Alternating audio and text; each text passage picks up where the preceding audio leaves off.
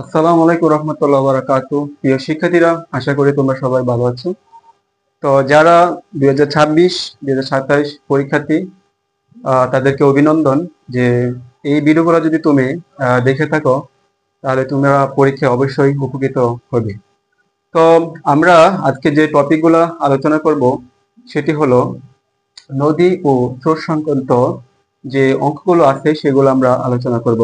তো তোমরা যারা পরীক্ষা দিবে 2026 অথবা 27 কিংবা টেস্ট পরীক্ষা দিবে তাদের জন্য এই সূত্রগুলা মোস্ট ইম্পর্টেন্ট। অর্থাৎ তুমি এমন কোনো কোশ্চেন পাবে না যে কোশ্চেন নদী ও স্রোত সংক্রান্ত থেকে অঙ্ক আসে নাই।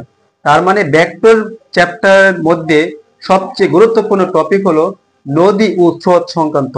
অর্থাৎ তোমরা এই টপিকটা একটু ভালো করে বোঝার চেষ্টা করবে। তো আমরা শুরু করব এখন। যে মনে করো এটা একটি নদী। তো নদীর প্রস্থ হলো কি ডি। আমরা নদীর প্রস্থ ধরলাম কি ডি। ঠিক আছে, তাহলে আমার স্রোত গুলা কি, স্রোত এদিকে যাচ্ছে, তাহলে আমি বলতে পারি কি স্রোতের বেগ ইউ। ঠিক আছে, তাহলে স্রোতের বেগ কি ইউ। তো এখন এখান থেকে নৌকাটা কি করবে, যাত্রা শুরু করবে। তো নৌকাটা যদি এদিকে যাত্রা শুরু করে তাহলে আমরা বলতে পারি কি যে নৌকার বেগ ভি। অর্থাৎ স্রোতের বেগ যদি ইউ ধরি তাহলে কি নৌকার বেগ কি ধরবো, ভি ধরবো। ঠিক আছে, এখন দেখো লব্ধির বেগ। তো লব্ধির বেগ আমরা জানি কি আর। ঠিক আছে, তাহলে লব্ধির বেগ হলো কি আর।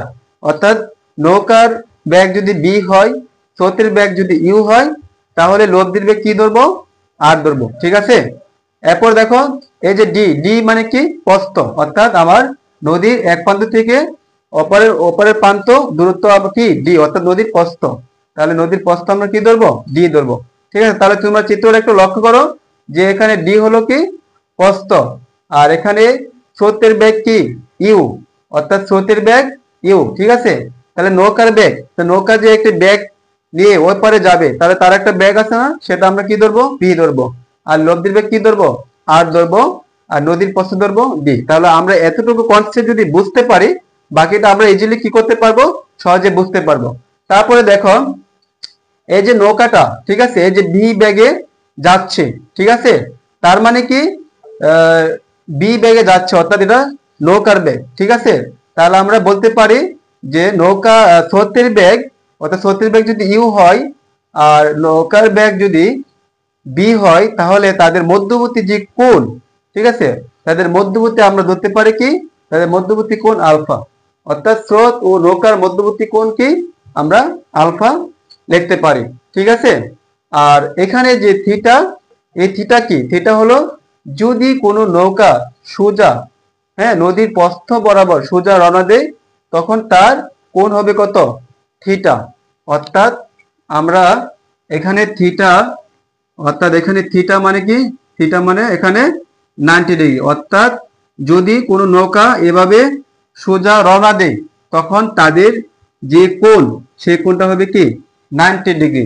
অর্থাৎ নৌকা যদি সোজাসুজি রওনা দেয় তাহলে নৌকা এবং স্রোতের যে মধ্যবর্তী কোণ, সেই কোণ হবে থিটা সমান কি 90 ডিগ্রি। ঠিক আছে, আর নৌকাটি যদি সোজাসুজি রওনা না দিয়ে এটা যদি বাঁকা ভাবে, অর্থাৎ 90 ডিগ্রি কোণে, 90 ডিগ্রি কোণের চেয়ে বেশি কোণে যদি রওনা দেয়, অর্থাৎ সোজাসুজি রওনা দিলে কি আমরা লিখবো, থিটার মান কি লিখবো 90 ডিগ্রি। কারণ এখানে সোজাসুজি যদি লম্বভাবে বা সোজাসুজি ভাবে নৌকাটি রওনা দেই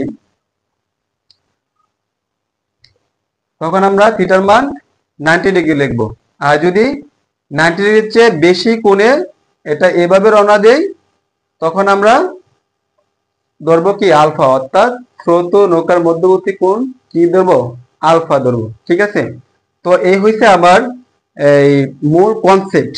ঠিক আছে, অর্থাৎ নদী ও স্রোত সংক্রান্ত যে কনসেপ্টটা, এই কনসেপ্টটা হলো আমার এটা। ঠিক আছে, তো কনসেপ্টটা যদি তুমি বুঝতে পারো, কনসেপ্টে যদি বুঝতে পারো তুমি বাকি সূত্রগুলা কি ইজিলি পারবে। ঠিক আছে, তো চলো আমরা সূত্রগুলা দেখি যেগুলো আমাদের পরীক্ষার জন্য কি খুবই গুরুত্বপূর্ণ।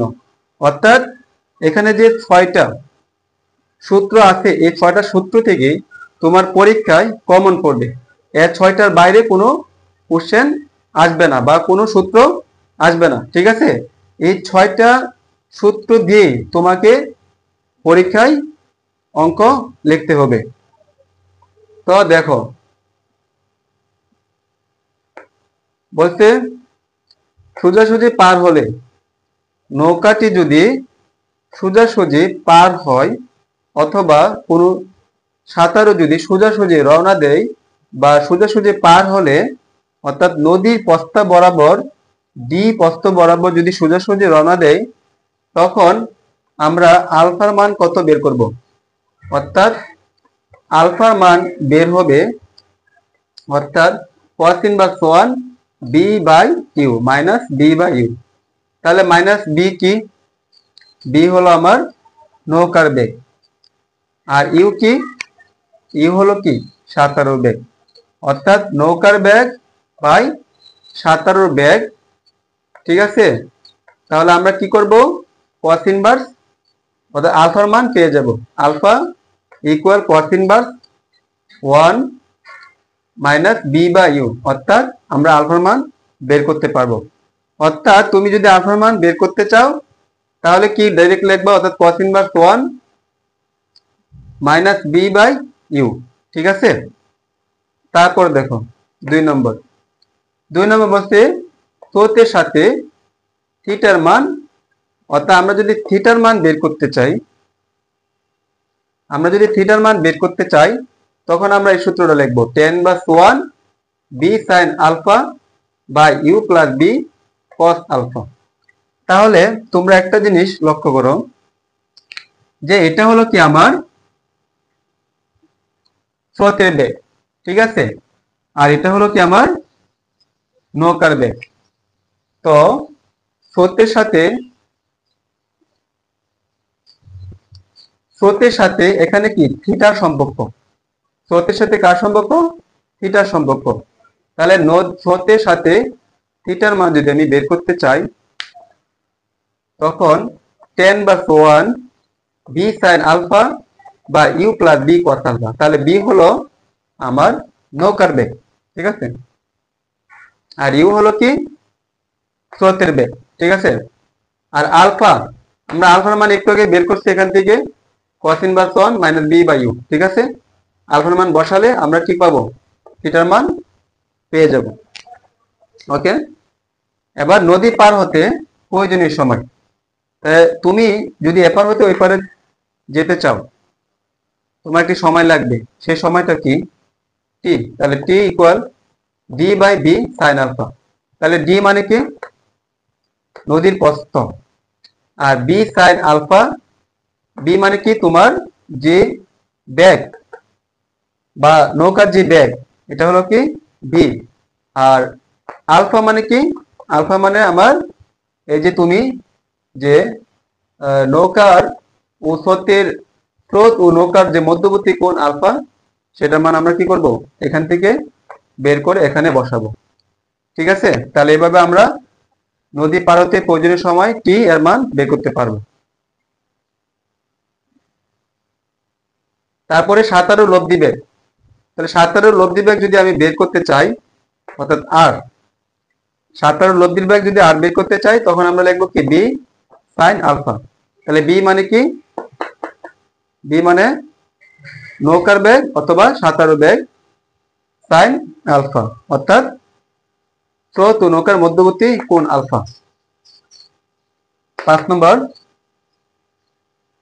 স্রোত বরাবর নৌকার বেগের উপাংশ, অর্থাৎ স্রোতের বরাবর নৌকার বেগের উপাংশ হবে বি কস আলফা।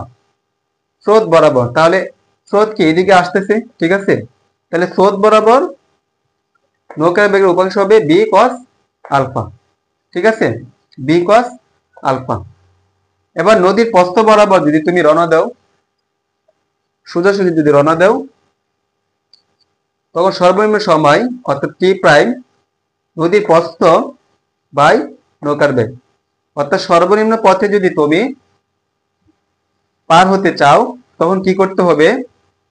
তোমাকে নদীর প্রস্থ বরাবর নদীর প্রস্থ বরাবর সোজাসুজি রওনা দিতে হবে। আর নৌকার বেগ, তোমার যে নৌকার বেগ সেটা কি করতে হবে, লিখতে হবে। অর্থাৎ নদীর প্রস্থ বাই নৌকার বেগ সমান কি আমরা পাবো সর্বনিম্ন সময় টি প্রাইম। ঠিক আছে, তাহলে নদীর প্রস্থকে নৌকার বেগ দ্বারা যদি আমরা ভাগ করি সর্বনিম্ন সময় টি প্রাইম পেয়ে যাব। তাহলে নদী ও স্রোত সংক্রান্ত এই অঙ্কগুলা পরীক্ষার জন্য কি খুবই গুরুত্বপূর্ণ। তোমরা যদি এই টপিকটা ভালো করে বুঝতে পারো এবং বারবার চর্চা করো, ইনশাল্লাহ ইনশাল্লাহ তোমরা পরীক্ষায় এই সূত্রগুলা থেকে 100% তোমরা অঙ্ক পাবে।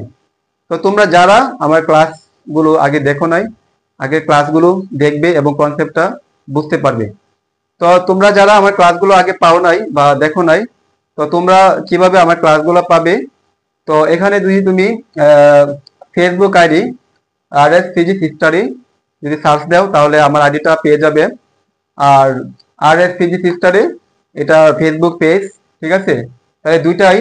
আর এখানে বলছে ইউটিউব, অর্থাৎ RS ফিজিক্স স্টাডি আমার একটা ইউটিউব চ্যানেল আছে, অর্থাৎ সেখানে যদি RS ফিজিক্স স্টাডি দিয়ে সার্চ করো তাহলে আমার সকল ভেক্টরের যতগুলো ক্লাস আছে সবগুলো ক্লাস তোমরা পেয়ে যাবে। তো সবচেয়ে গুরুত্বপূর্ণ আজকে যে আমরা টপিকটা পড়াইছি বা অঙ্কগুলো দেখছি, এগুলা পরীক্ষার জন্য কি খুবই গুরুত্বপূর্ণ। তো তোমরা এগুলো বারবার চর্চা করবে, বারবার প্র্যাকটিস করবে, ইনশাল্লাহ তোমরা আহ, আহ, পরীক্ষায় ভালো করতে পারবে। তো যারা যারা আমার ক্লাসগুলা দেখতেছো বা ক্লাসগুলো তোমার কাছে কেমন লাগতেছে, তো তোমরা একটু রেসপন্স দিবা। কেউ কোথাও থেকে দেখতেছো তো কেউ রেসপন্স দিবা। যারা দূর দূরান্ত থেকে দেখতেছো বা বিভিন্ন ডিস্ট্রিক্ট থেকে যারা দেখতেছো তারা কি করবা, রেসপন্স দিবা, ক্লাসগুলো কেমন হচ্ছে কমেন্ট করবা। তো ক্লাসগুলো তোমরা দেখো এবং আমার সাথে থাকো, ইনশাল্লাহ তোমরা উপকার পাবে এবং তোমরা কনসেপ্ট গুলো ভালোভাবে বুঝতে পারবে। ইনশাল্লাহ আমরা পরবর্তীতে আরেকটি টপিক নিয়ে আসবো, তারপর আমরা এই চ্যাপ্টারটা কি করব, শেষ করব, তারপর আমরা চলে যাব অন্য একটি চ্যাপ্টারে। তো আজকে এ পর্যন্তই। তো যারা তোমরা পরীক্ষার্থী এসএসসি এইচএসসি 26-27 এবং সামনে যারা এইচএসসি টেস্ট পরীক্ষা দিচ্ছ বা প্রিপারেশন নিচ্ছ, এই টপিকগুলো যদি তোমরা ভালোভাবে বুঝে থাকো বা কনসেপ্ট গুলো যদি বোঝার চেষ্টা করো, ইনশাল্লাহ পরীক্ষায় এই সূত্রগুলো থেকে তোমরা পরীক্ষায় দিতে পারবে। তো আজকে এই পর্যন্তই। তোমরা সবাই ভালো থাকবে, সুস্থ থাকবে, আমার জন্য দোয়া করিবে। তো আজকে এই পর্যন্তই। আল্লাহ হাফিজ।